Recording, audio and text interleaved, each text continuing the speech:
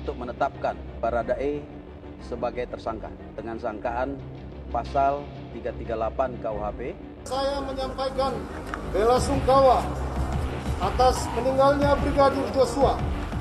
Namun semua itu terlepas dari apa yang telah dilakukan saudara Joshua kepada istri dan keluarga saya.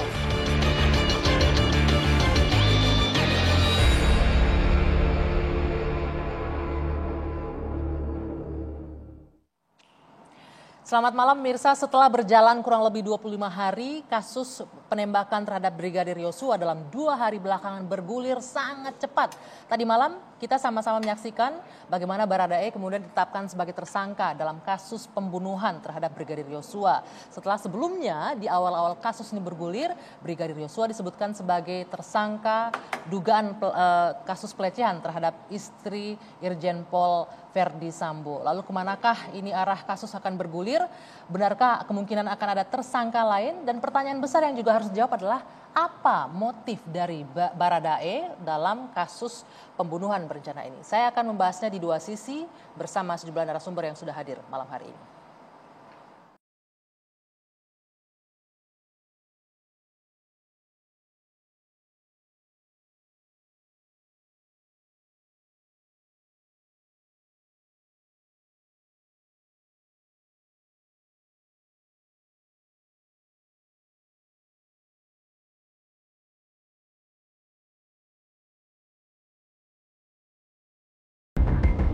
Dari hasil penyidikan tersebut, pada malam ini penyidik sudah melakukan gelar perkara dan pemeriksaan saksi juga sudah kita anggap cukup untuk menetapkan Baradae sebagai tersangka dengan sangkaan pasal 338 KUHP, contoh pasal 55 dan 56 KUHP.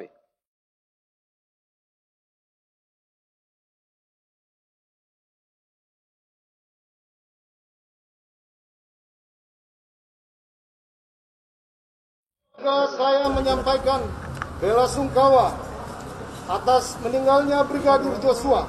Namun semua itu terlepas dari apa yang telah dilakukan saudara Joshua kepada istri dan keluarga saya. Saya harapkan kepada seluruh pihak-pihak dan masyarakat untuk bersabar, tidak memberikan asumsi persepsi.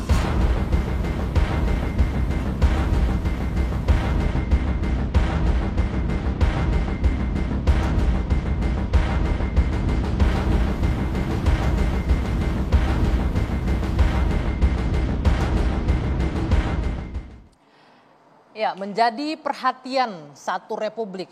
Kasus ini pun pelan-pelan terus bergulir dan arahnya pun mulai berubah setelah di awal Brigadir Joshua diduga sebagai tersangka dugaan kasus pelecehan terhadap istri Kadif Propam nonaktif. Kemudian belakangan Baradae ditetapkan sebagai tersangka kasus pembunuhan. Pertanyaan yang sama-sama dijawab tadi, setelah bergeser seperti ini, apa kemudian selanjutnya? Kita tahu hari ini Verdi Sambo pun diperiksa di Mabes Polri untuk pertama kalinya. Dan kemudian juga Kapolri baru saja kurang lebih 1 jam yang lalu memberikan pernyataan bahwa sudah ada 43 saksi yang diperiksa dalam kasus ini, 25 diantaranya adalah polisi dan 4 orang ditempatkan di tempat khusus untuk 30 hari ke depan diperiksa apakah ada pelanggaran etik atau pelanggaran pidana. Kemana kasus ini akan mengalir berikutnya? Saya akan berbincang dengan sejumlah narasumber yang sudah hadir di studio bersama saya malam hari ini. Di sebelah kanan saya ada Komjen Purnawirawan Susno Duaji, mantan Kabar Eskrim. Selamat malam Pak Susno. Selamat malam. Ya. Di sebelah kiri saya ada Pak Kamarudin Simanjuntak, pengacara dari keluarga Brigadir Joshua. Selamat malam. Selamat malam ya. Pemirsa. Boleh digunakan mikrofonnya Bapak-bapak ya? Dipegang ya? Ya, dipegang. Di Selamat ujung malam, sana. pemirsa TV1 yang Ya. budiman. Di ujung sana ada Bang Andreas Nahot Silitonga, pengacara dari Baradae. Selamat malam. Selamat malam. Ya. Dan kami juga menunggu kehadiran dari Kadif Humas Mabes Polri, Irjen Pol Dedi Prasetyo yang juga akan bergabung malam hari ini. Kita masih menunggu konfirmasi. Dan saya akan langsung saja memulai perbincangan malam hari ini. Sudah nyala. Saya ke Pak Kamarudin. Baik. Kita lihat ini kasus bergulir dengan cepat 2 hari belakangan ini ya. Betul. Tadi malam Kalau saya lihat kami mengikuti di media ini agak maju mundur. Karena kalau saya setiap pergi ke baris krim itu pasti ada hasil. Pasti ada. Saya pergi ke sana ada hasil, pergi Sebelumnya lagi di sore hasil. harinya Anda di hari itu Sore kemarin hari saya ya? ke sana menyatakan sesuatu ada lagi hasil Oke. gitu. Jadi kalau semakin sering saya ke sana hasilnya berlipat ganda kan begitu. Biar cepat selesai harus sering ke sana. Harus kayaknya. sering ke sana, Oke, gitu. ya. Bang Kamarudin, begini. Ini kami pun media tadi malam ini menunggu. Konferensinya tadinya awalnya jam 10, kemudian mundur hingga ke agak Baik. setengah malam gitu ya. Baru Karena tarik diputuskan menarik sebagai kepentingan kan gitu. Apa karena gelar perkaranya belum selesai informasinya begitu ya? Bukan, ini kalau saya jadi penyidik tanggal 8 Juli 2022 sudah harus ada tersangka. Karena saya punya kecerdasan untuk itu. Oke, Langsung tangkap semua yang ada di rumah itu, periksa secara terpisah, pasti ceritanya beda-beda. Oke, Tapi sebentar. karena dibiarkan terus, maka ada penyesuaian cerita kan gitu, ada skenario kan gitu. Penyesuaian cerita seperti apa maksudnya? Ya maksudnya karena mereka sudah terlalu lama dibiarkan begitu saja, mereka mengarang-arang cerita, bukan lagi sesuai fakta sebenarnya kan gitu. Mereka ini siapa nih? Ya orang-orang yang ada di rumah itu. Orang-orang di dalam rumah Ya. itu. Belum lagi penghilangan barang bukti, belum lagi apa namanya itu menghapus TKP dan sebagainya kan begitu. Terkait penghilangan barang bukti, tadi 2 jam, 1 jam yang lalu Pak Kapolri sudah bilang, siapapun yang menghilangkan alat bukti, mengamankan CCTV dan lain-lain itu akan ditindak, akan dapat pendisiplinan. Ya, Seperti itu. mudah-mudahan petir itu segera ditangkap dan dia ditahan itu. Iya. Oke, ini tanggapan Anda ini dengan jadinya Baradae sebagai tersangka apa nih? Apakah sudah Baradae sesuai itu dengan cuma keinginan dikorbankan. keluarga? Dikorbankan? Malah ada informasi kepada saya datang supaya segera rekeningnya atau rekening keluarganya diperiksa. Karena dia diminta untuk menanggung semua beban yang terlalu berat itu. Oh, Pak Kamarudin. Dan Baradae ini kan sempat diisukan dia pelatih katanya kan. Seolah-olah kita bodoh. Mana ada Barada 2 pelatih sniper gitu loh. Padahal dia baru mulai belajar pegang senjata. Nembaknya juga belum lurus kan gitu. Nah oleh karena itu jangan lagi menyebar hoax. Kita ini semua udah pintar kita. Anak-anak SD aja sekarang udah pintar. Dengan adanya teknologi informasi dan internet kan begitu. Iya, sebentar Pak Kamarudin, saya harus meluruskan nih. Anda bilang tadi rekeningnya diperiksa. Ada Harus arahnya diperiksa kemana ini? Arahnya kemana Anda bicara? Arahnya jangan sampai dia dibayar dan atau disetor kepada keluarganya lalu disuruh dia bertanggung jawab untuk semua perbuatan yang lain. Ini tuduhannya agak serius berarti ya Pak Kamarudin Serius ya? dong. Saya mana pernah tidak serius. Siapa yang membayarnya tuduhannya? Ya itu yang harus diungkap, yang menyuruh melakukan. Oke, ini kebetulan Karena sudah ada. Baradae itu kan mengatakan dia hanya menembak dengan 5 peluru, kena 4. Iya. Kenapa lukanya di atas 10? Dia tidak pernah mengatakan saya hancuri jari-jarinya, saya potong-potong tangannya gitu, kan tidak pernah. Sebentar, luka di atas 10 itu versi otopsi yang kedua Versi ya? pengamatan dokter forensik yang kita titipkan untuk mengamati kinerja daripada dokter forensik. Setelah otopsi yang kedua ini berarti ya, bukan otopsi yang pertama? Malah yang lucunya itu Baradae tadinya dia menembak hanya dari atas, setelah saya buka satu persatu, saya umpan dia dengan bukti, akhirnya dia tersangka. Ya setelah dia lumpuh, saya tembak lagi supaya benar-benar mati katakan. Itu dia bunuh diri karena memang dia tidak punya kecerdasan untuk itu. Oke. Barada 2 itu nggak cerdas gitu loh. Saya dia boleh- hanya diumpankan kan gitu. Oke, sebentar. Saya boleh konfirmasi, kebetulan di sini sudah hadir pengacara dari Baradae. Apa tanggapannya Bung Nahot dengan ada indikasi katanya, coba cek rekeningnya ada indikasi dibayar untuk dikorbankan dan lain-lain. Bagaimana tanggapan Anda? Baik, terima kasih Bang Kamarudin ya, pertama kali kita bertemu ya. Cuman saya rasa saya nggak ada jauh beda dengan Bang Kamarudin di sini. Artinya saya pun sebagai advokat, sebagai penegak hukum juga ingin tahu sebenarnya kasus ini seperti apa. Ya, seperti apa adanya, biarlah terungkap gitu loh. Tapi satu hal catatan saya, bukan satu hal yang menjadi persepsi dari pihak-pihak yang tidak berkompeten untuk itu dan pihak-pihak yang tidak bertanggung jawab. Ya, biarlah nanti kasus ini kan dijalani apa adanya ya. Kalau dari versi saya mendengar semua apa yang sudah dikatakan oleh klien saya. Oke. Ya, saya tidak mendengar atau tidak mempertimbangkan versi-versi lainnya. Karena itulah yang menjadi dasar saya sebagai advokat itu dalam melakukan pembelaan ini. Versi klien Anda untuk hal ini penetapan tersangka apa, Bung Nahot? Pada saat klien kami ditetapkan sebagai tersangka, ya klien kami memang saya selalu meneguhkan klien kami ya. Artinya ini adalah sebuah proses hukum. Memang di situ ada mayat, ya, ada jenazah di situ. Memang dia juga mengaku sudah melakukan penembakan itu, ya. Artinya memang kalau masalah penetapan tersangka sebenarnya itu memang sebuah proses hukum yang wajar kalau buat kami. Nah, cuman memang ada satu dua hal yang menjadi kejanggalan sebagai catatan. Sebentar, penetapan tersangka adalah hal yang wajar, berarti dia mengakui perbuatannya membunuh Brigadir Yosua ya? Ya, dia mengakui bahwa dia menembak ya pada saat penembakan itu sudah menghasilkan matinya ya Brigadir Joshua. Itu nggak ada masalah di situ ya. Cuman yang menjadi pertanyaan kami, kemarin itu kan tanggal 3 ya, dan klien kami ini sudah ditetapkan sebagai tersangka, diumumkan. Itu sekitar jam 11, setengah 11 lah ya. Malam ya? Setengah 11 malam ya. Dan dikatakan oleh Mabes Polri, Bareskrim, bahwa sudah dilakukan juga gelar perkara untuk itu ya. Padahal klien kami itu sedang diperiksa sebagai saksi dan berakhir di hari ini jam 1 subuh.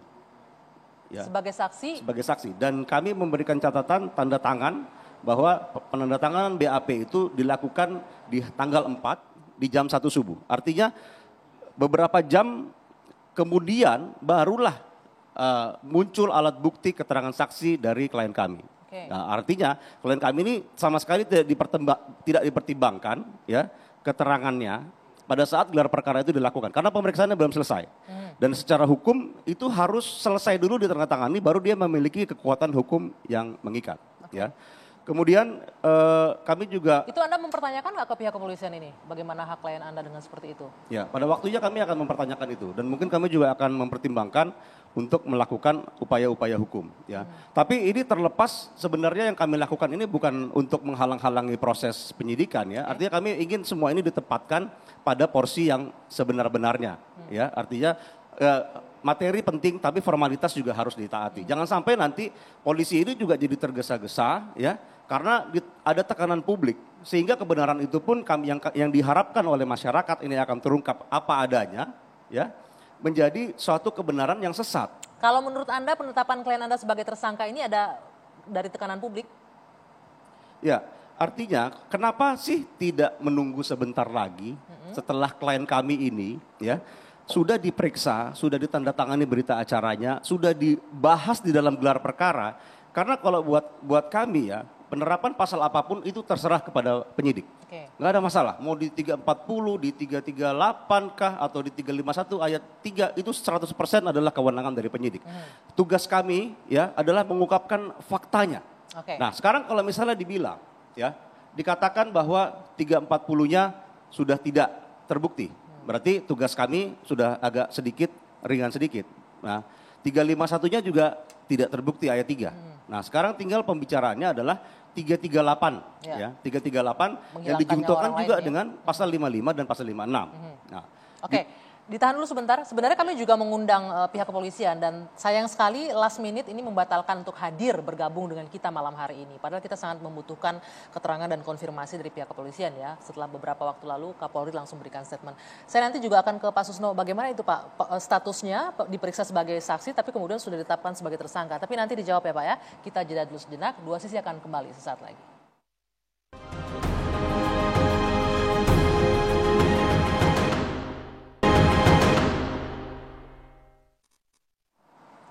Dua Sisi saya lanjutkan kembali pemirsa. Pak Susno, tadi disampaikan oleh Bung Nahot bahwa kliennya ini masih diperiksa sebagai saksi. Tapi kemudian tadi malam tiba-tiba jam 11 malam ditetapkan sebagai tersangka. Proses penyelidikan dan penyidikan itu seperti apa sih? Bisa nggak seperti itu seorang penyidik? Persyaratan untuk menetapkan seseorang sebagai tersangka itu kan diatur dengan SOP, diatur juga di dalam hukum acara pidana. Ya, manakala minimal 2 alat bukti yang sah ya. Jadi apakah sudah terpenuhi apa tidak kan karena saya bukan pengacaranya dan saya tidak menjadi penyidiknya ya, saya itu pengacara lah atau advokat yang bersangkutan lah yang harus mengawasi jalannya pemeriksaan ini. Artinya bisa saja seseorang 2 jadi tersangka alat bukti dalam itu saksi, bisa juga keterangan saksi, bisa juga pengakuan tersangka, bisa juga keterangan ahli, bisa juga petunjuk. Nah, beliaulah yang mengikuti jalannya pemeriksaan. Dan lembaga untuk ketidaksetujuan atau untuk protes itu kan ada, yaitu lembaga pra-peradilan. Bukan pra-peradilan di jalan teriak-teriak bawa spanduk itu. Ada. Jadi hukum kita itu udah bagus sekali. Dan juga termasuk kalau ada misalnya kita nemukan keterangan, nemukan apalagi fakta di lapangan, ya kayak beliau lah disampaikan kepada penyidik, sehingga oleh penyidik yang punya kewenangan menyidik dirubah menjadi alat bukti yang sifatnya sudah pro justisia. Dan kenapa? Karena advokat itu adalah penegak hukum juga, sama dengan penyidik. Hanya penyidik dia punya kewenangan menangkap, advokat tidak. Tapi posisinya sama. Termasuk dengan jaksa dan sebagainya. Begitu. Pak Susno, saya ingin minta tanggapan Pak Susno sedikit. Tadi di awal Pak Kamarudin bilang ini setiap ada fakta baru dari kuasa hukum selalu disesuaikan oleh pihak seberang, pihak Baradae ya. Kita menyebutnya dari pihak Baradae seperti itu.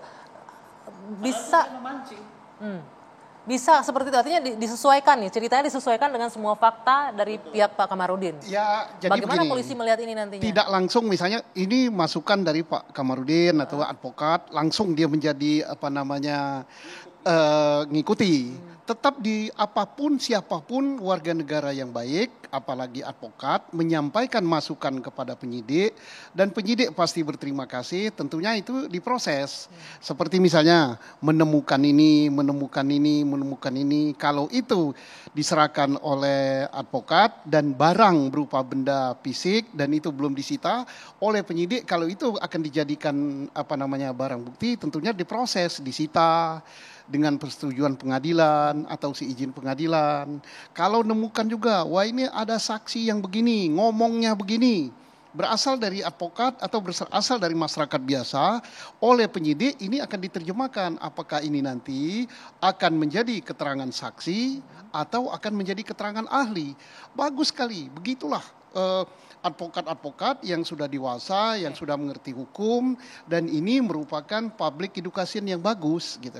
Jadi bukan memaksakan, oh ini saya nemukan ini harus jadi ini. Oh tidak, ada prosesnya gitu. Ada prosesnya ya. ya. Bagus. Jadi Pak Kamarudin gitu, termasuk Pak Silitonga gitu, kalau nemukan fakta-fakta itu kan beliau kan dengan sewajarnya serahkan kepada itu. Tapi dalam istilah beliau kan biasalah sahabat kita dari utara, aku bolak-balik bertambahlah dia katanya. Nah, itu soal biasa. Ini saya ingin konfirmasi sedikit ke Bung Nahot. Tadi disampaikan Pak Susno bahwa kalau seandainya dua alat bukti sudah terpenuhi, maka ditetapkan sebagai tersangka. Kalau yang Anda ketahui selama mendampingi memang sudah diinformasikan bahwa memang sudah terpenuhi dua alat bukti sehingga klien Anda statusnya jadi tersangka.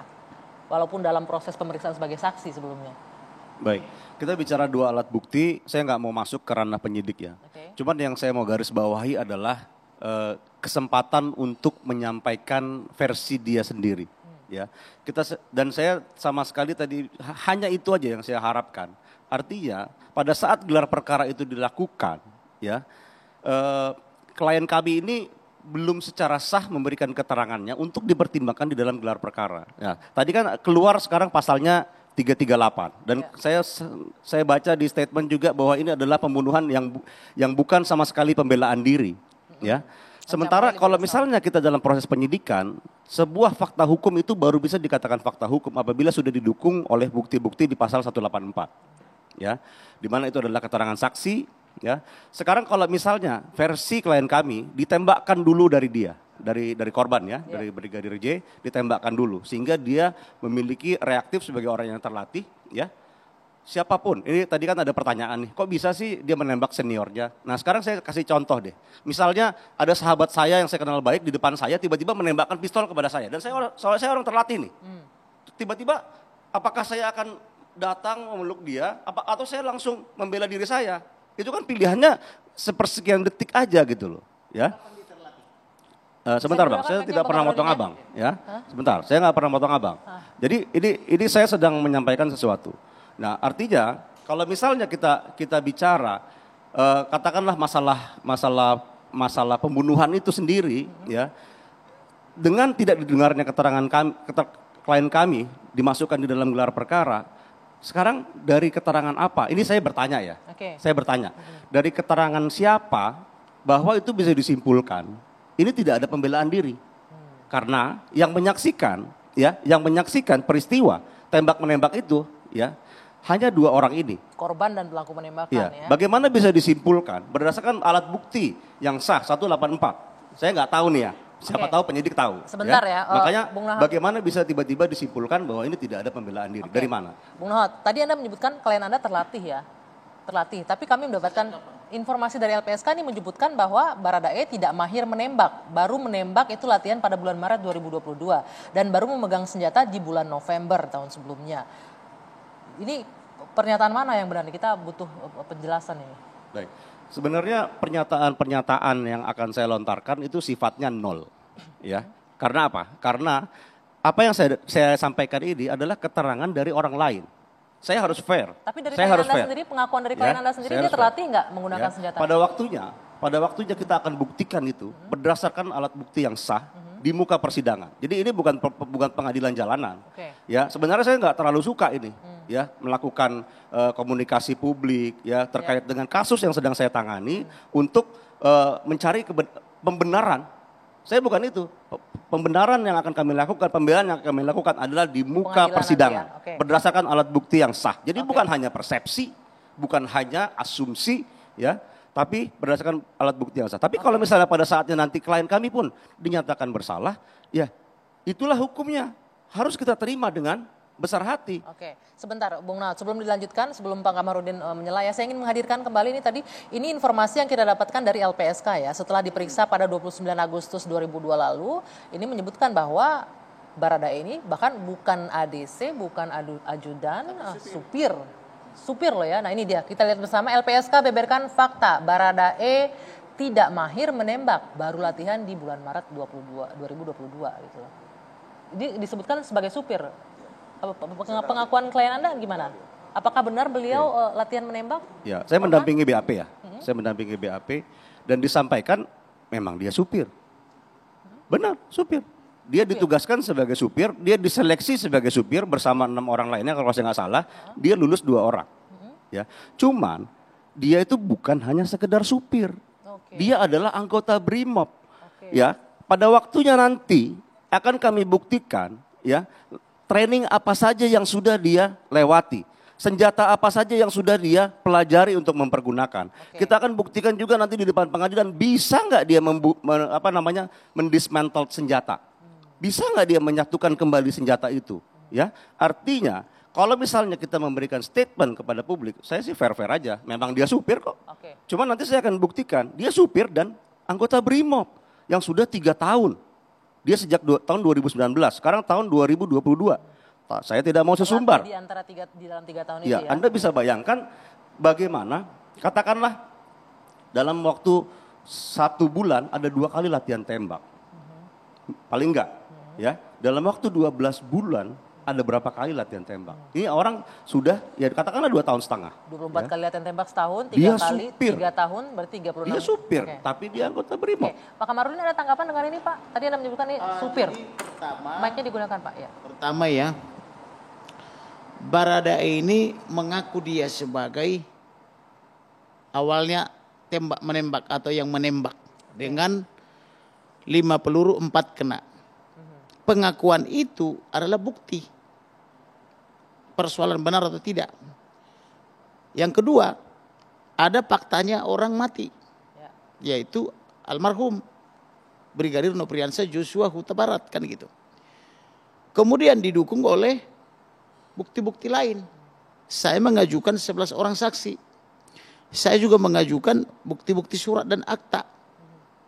Ada juga rekam jejak elektronik pengancaman sebelumnya dari tanggal 21 Juni berlanjut terus sampai detik-detik terakhir dia dieksekusi. Terhadap Brigadir Joshua. Terhadap Brigadir Joshua ada ancaman pembunuhan sampai mereka nangis-nangis minta maaf, barangkali tidak sempat lagi bertemu. Artinya ancamannya langsung verbal atau lewat WhatsApp? Diceritakan kepada kekasihnya. Ya, kepada Brigadir Joshua. Carilah pria lain, saya tidak mungkin lagi menikahi kamu karena saya akan dieksekusi. Artinya Joshua ini sadar dia akan dibunuh. Cuma dia tidak mengerti mau lari kemana karena ini kan polisinya polisi. Kalau dia masyarakat yang ngancam berlindung ke polisi. Kalau yang ngancam polisi dia berlindung kepada polisinya polisi.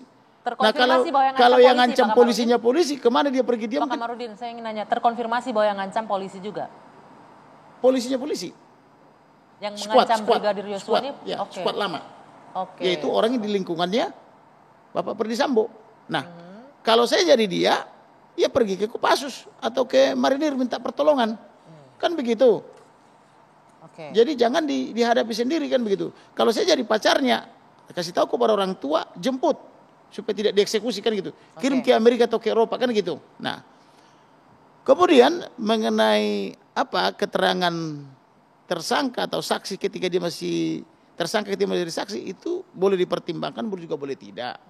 Kalau sudah kuat alat buktinya, itu bisa langsung ditentukan statusnya. Malah kalau saya di tanggal 8 Juli udah harus tersangka dia. Semua yang ada di rumah itu tangkap. Karena ada kewenangan penyidik untuk melakukan penangkapan 1 kali 24 jam. Tangkap dulu, periksa dulu kan gitu. Saya potong izin. Ini bagaimana reaksi keluarga, sudah puas dengan penetapan Baradae sebagai tersangka? Ini orang ini nggak ada masalah kok dengan dengan si almarhum, nggak pernah ada masalah. Tidak ada masalah. Tidak ada masalah. Berarti yang bermasalah itu yang senior. Yang senior ini dalam artian siapa? Senior dengan pangkat yang lebih tinggi, ya? Satu letting sama dia. Satu angkatan. Artinya sesama brigadir juga nih. Iya. Brigadir polisi. Itu yang sering bermasalah. Yang disebut dengan squad lama. Nah, kenapa jadi Brigadir Eliezer kan gitu? Oke. Gitu loh. Jadi tidak ada hubungannya. Jadi dia ini hanya diduga dikorbankan. Oleh karena maka saya bilang periksa dulu rekening dia dan rekening keluarganya. Ada nggak aliran untuk mempertanggungjawabkan? Orang dia ini aja belum mengerti senjata kok. Tapi mereka bikin hoax. Oh ini pelatih sniper katanya, jago tembak katanya. Itu kan hoax. Kemudian kalau ini cuma tembak menembak di antara ajudan, untuk apa petir menyambar CCTV? Kemudian untuk apa dekorder harus dicuri? Pak Kamarudin, cuman ini saya agak bertanya-tanya ini ya. Biarkan saja mengalir penyidikannya. Sebegitu berani ya di level brigadir lakukan tembak menembak atau mau membunuh, tidak puas, tidak senang dan cemburu dan lain-lain, alasannya di rumah Kadif Propam loh ini TKP-nya. Itu tidak mungkin, itu tidak logis.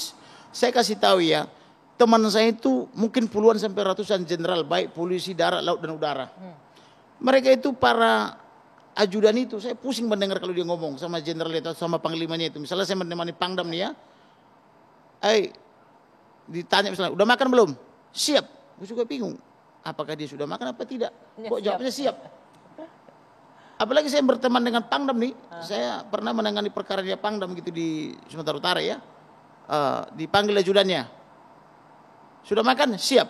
Jadi saya berpikir, siap sudah atau siap belum? Sebenarnya dia makan apa sudah kan gitu. Nah, mereka itu cuma di pos-pos itu aja, enggak bisa masuk ke rumah ini, rumah utama. Enggak ada itu. Malah ada teman saya polisi biasa, 3 tahun jadi ajudan, nengok handle-nya pintu kamarnya bosnya aja nggak berani tuh menatap. Anda nggak percaya kalau Brigadir Yosua sampai masuk ke dalam kamar pribadi? Dia hanya disuruh sebagai bertanggung jawab. Saya udah tahu ini kan apa namanya, Jilok 17 ini kan buatan Austria, ini kan senjatanya para raja ini, atau minimal Brigjen dia, BJP. Pak Susno, oke sedikit nih Pak Susno, pengalamannya sebagai mantan kabar eskrim pasti punya ajudan juga dong, punya supir juga. Pertama, sampai berani nggak ajudan atau supir Bapak masuk ke dalam rumah, masuk ke kamar?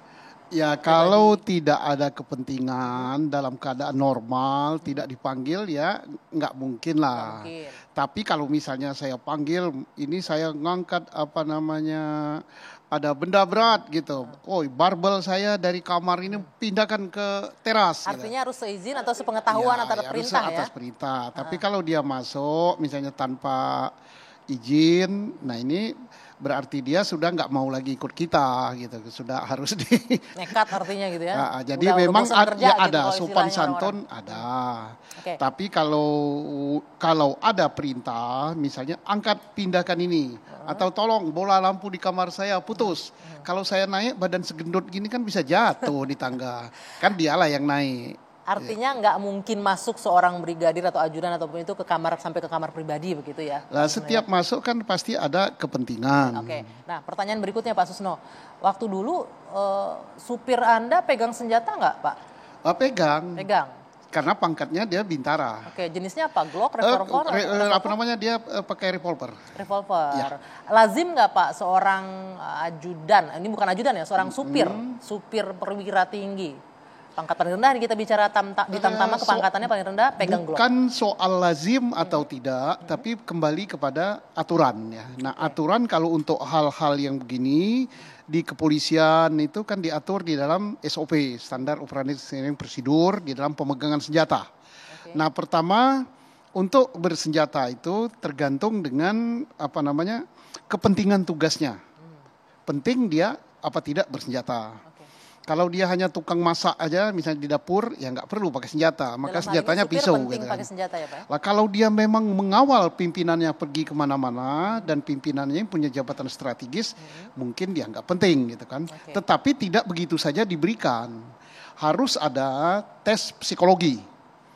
Kalau orang berangasan gampang marah gitu nggak boleh pakai senjata. Tapi yang paling mengerti ini bukan saya, ahli psikologi ya. Di polisi kan ada psikologi. Nah setelah dia lulus itu baru dia dites kemampuannya kan. Orang ini mampu pakai senjata apa tidak. Atau dua ini secara sejajar gitu. Oke. Nah, ya kalau dia nggak ngerti pelatuk senjata, nggak ngerti cara masukkan peluru, nggak ngerti gitu. Masukkan peluru tahu-tahu pisang yang dimasukin. Pak, Ya, nggak mungkin lah kalau senjata. anggota BRIMOB umumnya bisa menggunakan senjata berarti Pak Susno? BRIMOB itu pasukan tempurnya Polri. Oke. Ya jelas dia dilatih untuk bersenjata. Tapi kalau sudah kita sempitkan lagi kepada personil Barada E, ini saya tidak bisa menilai kasus. Tapi Ini dari sudah- keterangan LPSK jelas bahwa yang bersangkutan tidak mahir menembak. Ah, Hasil wawancara dengan Baradae sendiri. Itu kan yang punya LPSK dan LPSK ini kan bukan juga pro justisia. Tetap semuanya nanti harus melalui kata Pak Komarudin itu ujian. Ya. Kata Pak Situnga diuji nanti. Diuji bisa nggak dia bongkar senjata dan nantinya pada saat proses penyidikan pun penyidik akan mencoba rekonstruksi. Dikasih senjata yang sama dia pakai pada waktu menembak, dikasih jumlah peluru yang sama, pada posisi yang sama di mana dia nembak. Kemudian ditanya, berapa detik kamu nembak? Oh 5 detik, oke habiskan 5 detik ini sekian peluru, itu sasarannya kena apa enggak? Jangan sampai kena kaki sendiri gitu kan. Jadi kalau dia ternyata 5 peluru itu masuk 5 peluru ya berarti dia pinter. Ya, artinya dengan rekonstruksi akan tergambar semua begitu Pak Ya, Susno tapi ya. jangan dipersoalkan. Itu kan dulu kemarin kan sebelum jadi tersangka kan ada jok 5 masuk 7 gitu. Ini kan keterangan yang semeliwer. Ya, oke. ini juga yang masih ditunggu-tunggu ya Pak ya, rekonstruksi juga masih Nah, belum nanti kan berlangsung ya. Yang kita minta. Sebentar, kita jeda dulu boleh? Siap. Iya, nanti kita akan lanjutkan kembali dua sisi sesaat lagi.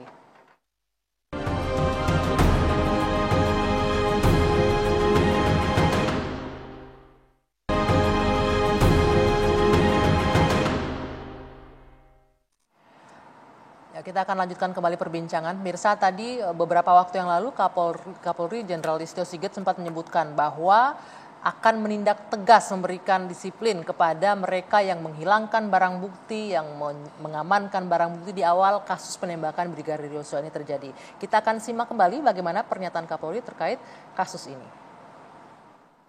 Karena ini juga menjadi penting bagi masyarakat yang beberapa waktu lalu mungkin menanyakan masalah terkait dengan CCTV rusak, yang tentunya ini juga menjadi hal-hal yang harus kita jelaskan.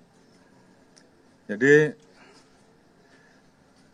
tim Irsus yang dipimpin oleh Irwasum telah memeriksa sampai saat ini 25 personel dan proses masih terus berjalan. Di mana 25 personel ini kita periksa terkait dengan ketidakprofesionalan dalam penanganan TKP dan juga beberapa hal yang kita anggap bahwa itu membuat proses olah TKP dan juga hambatan-hambatan dalam hal penanganan TKP dan penyidikan yang tentunya kita ingin bahwa semuanya bisa berjalan dengan baik. Kita telah memeriksa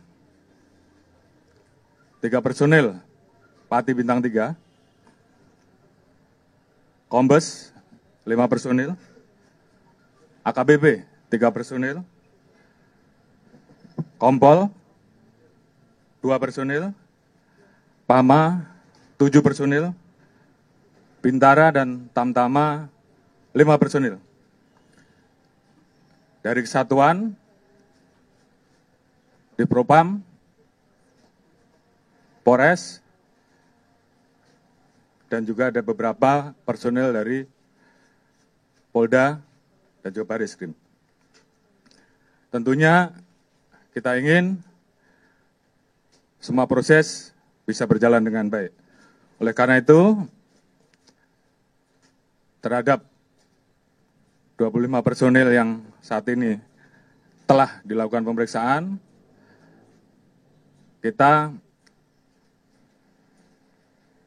akan menjalankan proses pemeriksaan terkait dengan pelanggaran kode etik. Dan tentunya apabila ditemukan adanya proses pidana, kita juga akan memproses pidana yang dimaksud. Ya, dari pernyataan Kapolri tadi jelas kita dengarkan bersama-sama bahwa diakui memang ada ketidakprofesionalan, dibuktikan dengan diperiksanya sejumlah personil mulai dari jenderal kemudian sampai ke Bintara dan Tamtama, bahkan juga tadi ada kesatuan di Propam, Polres, Polda dan juga Barreskrim diperiksa. Pak Susno, pengalaman Anda sebagai mantan Kabar Eskrim, tadi kan Pak Kapolri menyinggung jika ada ketidakprofesionalan, artinya mungkin saja terjadi ketidakprofesionalan ketika menangani kasus ini di awal begitu ya. Apa sih Pak kemungkinan yang kesalahan yang mungkin dilakukan dalam penanganan ini di awal? Pertama kita wajib untuk salut sama Pak Kapolri ya. Ini menunjukkan komitmen beliau bahwa kasus ini dibuka secara transparan, seterbuka-bukanya, kemudian diproses yang benar. Termasuk juga beliau ini menunjukkan komitmen siapapun yang bersalah, apapun kesalahannya, apakah kode etik menyangkut profesi dalam bekerja, apakah juga menyangkut pidana supaya ditindak sesuai dengan kesalahannya. Ini bagus sekali. Nah, terkait dengan TKP, dikatakan oleh beliau tadi, ini bagus. Sehingga kalau salah kelola dari TKP, ya ini mungkin kena dia profesi ya. Tetapi kalau sengaja merusak TKP, ini tergantung hasil pemeriksaannya. Bisa juga dia kena pidana gitu. Karena apa? Misalnya menghambat jalannya pemeriksaan, menghilangkan barang bukti, alat bukti, seperti misalnya CCTV gitu, dekordernya hilang, diambil, padahal dia tidak berhak, karena tidak semua polisi boleh menyita atau mengambil barang bukti. Polisi itu tidak semuanya reserse gitu kan. Yang boleh itu adalah reserse. Reserse pun tidak semua reserse boleh. Yang boleh melakukan tindakan di Duren 3 itu ada reserse Polsek setempat atau Polres setempat atau Polda atau markas besar. Tidak mungkin diambil dari reserse di kampung saya di Pagar Alam sana datang ke situ kan enggak. Sesuai dengan lokusnya ya. Dan tidak mungkin juga diambil dari fungsi lain.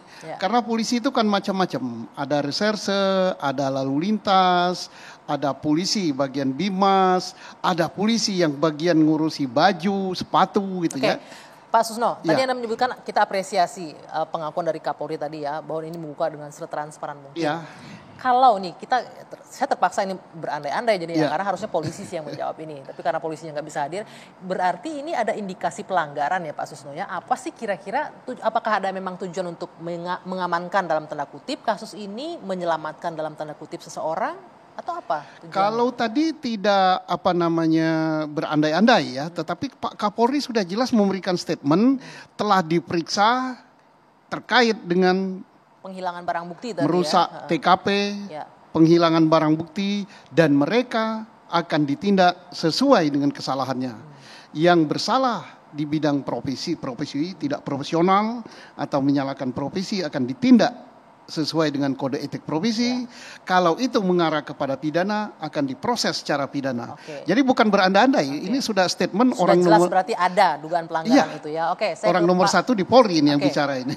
Pak Kamarudin, nanti saya minta tanggapannya ya. Ini sudah jelas nih ada dugaan pelanggaran dalam penanganan kasus ini. Tapi sekali lagi saya minta tahan dulu. Saya sudah mengatakan itu sejak awal. Mainnya boleh bilang. Sudah saya katakan itu sejak awal.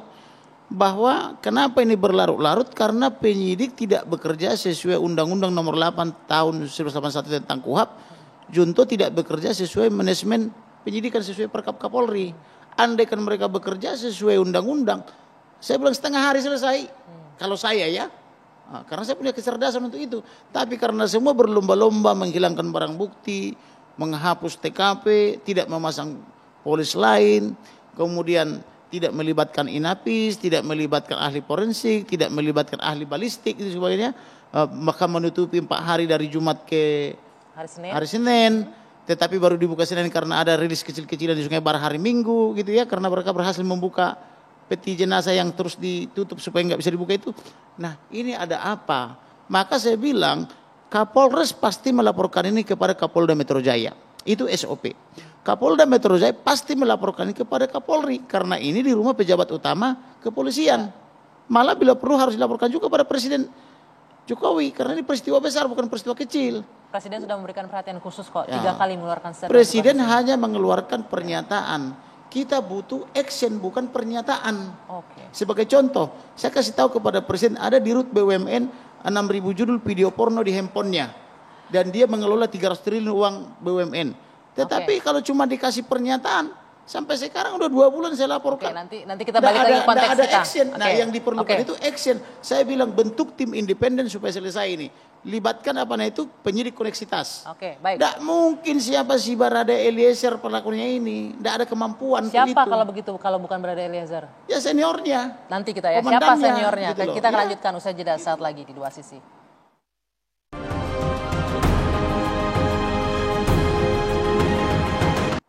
Ya, sebelum saya lanjutkan diskusi ini kami ingin memberikan informasi terbaru pemirsa. Setelah beberapa waktu yang lalu Kapolri memberikan statement dan ini yang terbaru lagi adalah Kapolri mencopot 3 jenderal, yaitu ada Karoprovos, kemudian ada Kadif Propan dan juga Karopaminal. Kita dengarkan pernyataannya. Pidana yang dimaksud. Dan malam hari ini saya akan keluarkan TR khusus untuk memutasi dan tentunya harapan saya proses penanganan tindak pidana terkait dengan meninggalnya Brigadir Joshua ke depan akan berjalan dengan baik dan saya yakin tim sus akan bekerja keras dan kemudian menjelaskan kepada masyarakat dan membuat terang tentang peristiwa yang terjadi. Mungkin Pak Kabar Eskrim bisa menjelaskan. Ya, Pak Susno, ini artinya bukan dimutasi, tapi sudah yang terbaru nih update dicopot 3 jenderal ini artinya apa nih Pak Susno? Kalau mutasi dengan dicopot berbeda. Ya.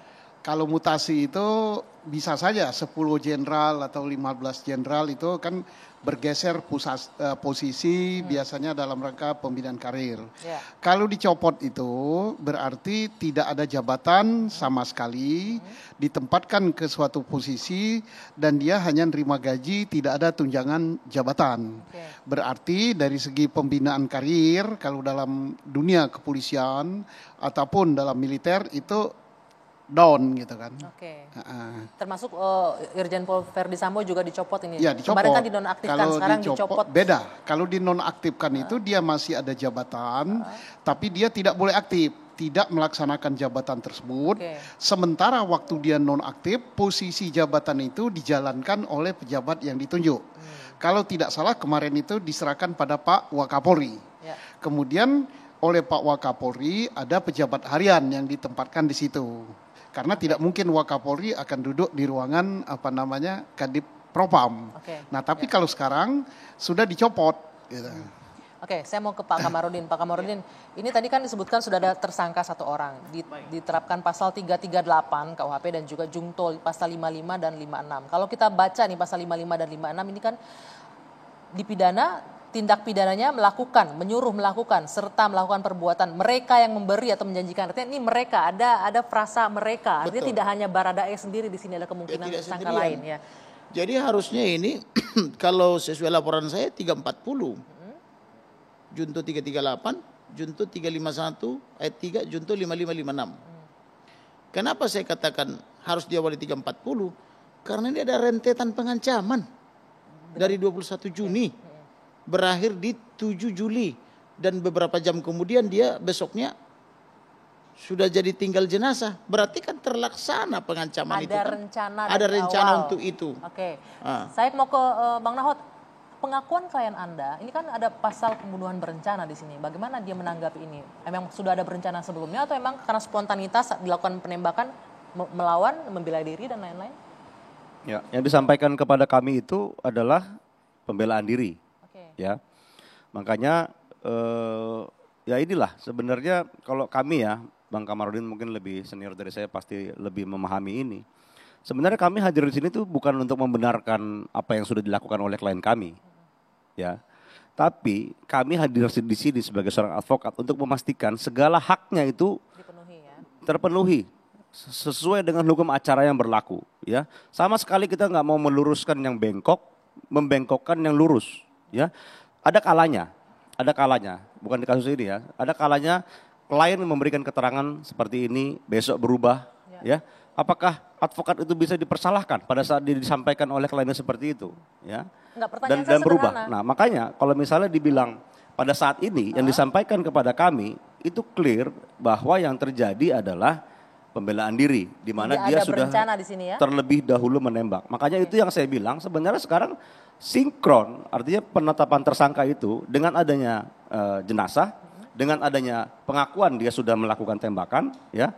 Nah, makanya kalau dijungtokkan dengan pasal 55 itu yang menjadi pertanyaan saya juga. Saya juga pengen tahu nih. Karena polisi menyebutkan ini tidak pembelaan diri jatuhnya akhirnya. Ya, masalah pembelaan diri atau enggak itu kan ranahnya polisi untuk menyimpulkan. Di tahap penyidikan kami nggak ada masalah. Kalau misalnya mereka menyatakan tidak ada pembelaan diri. Tapi pada waktunya nanti ini kan kasus dengan ditetapkan sebagai tersangka berarti kita asumsikan akan masuk ke pengadilan. Nah, di mana nanti di pengadilan itu bukan hanya 2 alat bukti, tapi ada keyakinan hakim juga, ya. Jadi ini seperti ada wasit nih, ada hakim ya, yang akan melihat nanti dari proses pembuktian ini sebenarnya bisa nggak dipertanggungjawabkan itu. Oke, baik.